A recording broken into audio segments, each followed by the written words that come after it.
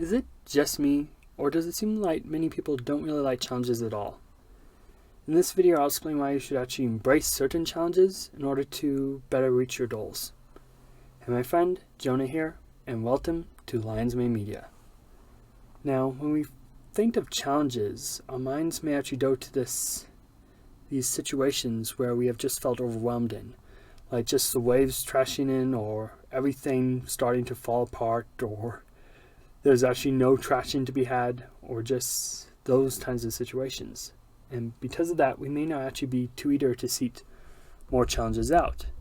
I mean, when given the option, how many of us would not be just like, hey, why not just tick up our feet and we'll let rest? I mean, we don't actually get enough rest these days with how our world is unless we actually purpose to. And who wants to be stressed out anyway? Yet, it's when we actually get out of the comfort zone that we tend to kind of push ourselves into or try to stay within that we actually grow. It's kind of one of those things, it's like, wow, it's so comfortable, it's like we don't really do anything in it. An example to kind of show is that with weightlifting, how you actually progress is that it's when you go a bit farther than the muscles are used to. So they actually do start to hurt, but it's actually, they are healed back stronger so that you can actually then do more. And so it's kind of like pushing just beyond where you've been in order to get that growth to happen. So again, this is all a matter of both growth and how we view that growth, or how we view the opportunities to have that growth. Because growth, for the most part, actually requires movement, it requires action. And it sometimes is fun to climb up a mountain because it's there, or because we feel we can.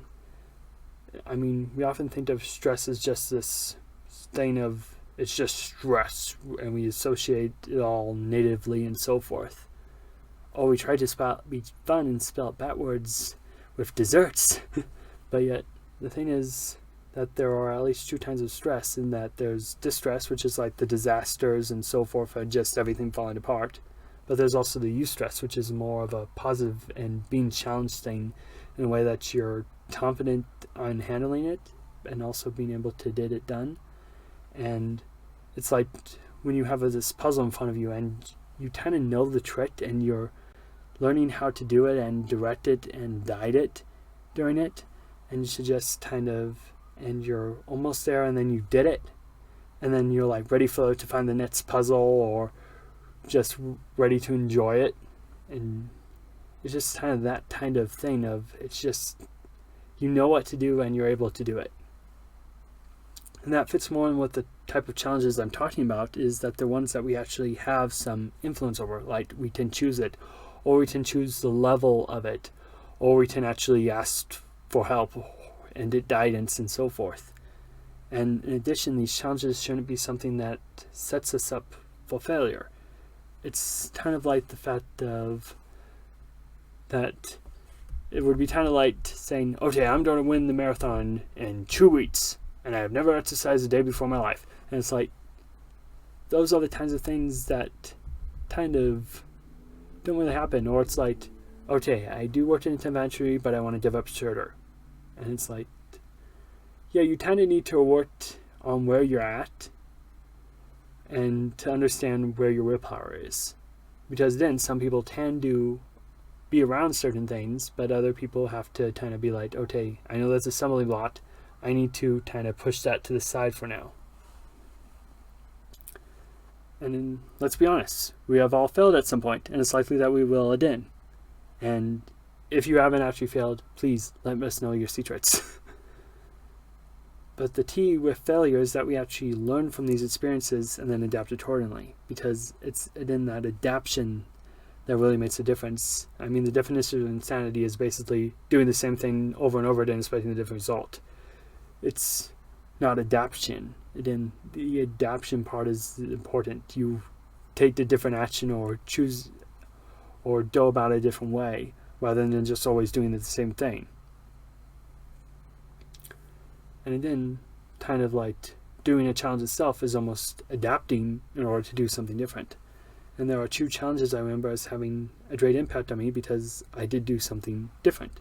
And the first one was that a few years ago, I committed to start recording video daily. And now these videos were just like short clips on my phone, and they weren't going to be posted. It was like just me either talking about something that happened today, something I learned, or just me saying, okay, I know I need to do this video, and I'm doing it. This is the video. But they weren't going to be posted. It was just to get me on camera and basically talking to it because I know it was a skill that was valuable that I needed to learn and to get better at it. And it got me started creating them. And I hope I got better at it. Opinions may vary, but... And eventually I even started to create videos to post online, or just kind of recording them for just like answering certain prompts and so forth, or even doing short live streams. Even though I got out of the habit for certain reasons, I did develop skills for that, and that helped me get to the point where I was actually confident enough to start a YouTube channel. Now the second challenge was doing this health and fitness for 30 days, and it was like, okay, you need to drink water, you need to read so many pages a day, you need to exercise daily, you need to keep track of your progress, and eat healthy, all those kinds of things. And the catch was that I had to start over if I missed doing something for one day. And to be honest, I did miss somewhat frequently, but eventually I got it done. And looking at the results, it actually pushed my progress forward because I had kind of plateaued, but it gave me just a bit of oomph to almost the lower bracket. And it also started a habit of me just exercising every day. If I'm not going to work out, I'm going to go on a walk, and that's pretty much almost every day that I'm doing that.